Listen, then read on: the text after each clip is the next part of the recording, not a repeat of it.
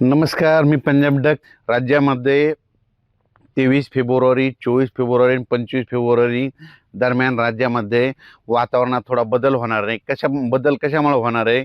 कारण की काय झालं इकडं तामिळनाडू, केरळकडे एक कमी दाबाचा पट्टा असल्यामुळं आणि इकडं WD सक्रिय असल्यामुळं म्हणजे मध्य प्रदेश, राजस्थान, गुजरात आणि तिकडं पाऊस पडत असल्यामुळं त्याचा थोडाफार असर काय होणार आहे महाराष्ट्रातल्या एखाद्या भागाला बसणार आहे. म्हणजे आभाळ येणार आहे आणि तुरळक ठिकाणी पूर्व विदर्भाकडेच पावसाचं वातावरण तयार होणार आहे. म्हणून हा अंदाज सर्व शेतकऱ्यांनी पूर्व विदर्भातल्या शेतकऱ्यांना लक्षात यायचा.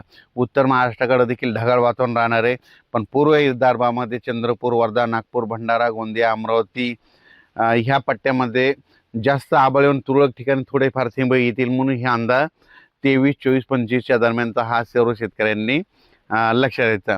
राज्यभर कुठं असं सगळीकडे खूप काही पाऊस पडणार नाही, त्याच्यामुळे हे देखील सर्व शेतकऱ्यांनी लक्षात द्यायचं. ज्यांचा हरभरा काढणी असायला त्यांना काढू शकता, ज्यांचा तूर काढणी चालू आहे ते देखील काढू शकता. तंबाखूच्या शेतकरी कर्नाटकच्या तुम्ही देखील तंबाखू काढू शकता, कारण की आता सध्या तरी पावसाचं 20-22 तारखेपर्यंत वातावरण नाही. फक्त परत एकदा ना 17, 18, 19 म्हणजे 17, 18, 19 उद्या देखील ना राज्यामध्ये काय होणार, काही भागामध्ये मराठवाडा आणि उत्तर महाराष्ट्राकडं अंशतः ढगाळ वातावरण राहणार आहे. म्हणून हा अंदाज लक्षात घ्यायचा. चांगलं ढगाळ वातावरण होईल, काही काही ठिकाणी कुठं थोडंफार राहील, हे देखील लक्षात घ्यायचं. आणि त्याच्यानंतर राज्यात सांगायचं झालं तर म्हणजे तामिळनाडू, केरळ त्या पट्ट्यामध्ये काय होणार, तिकडं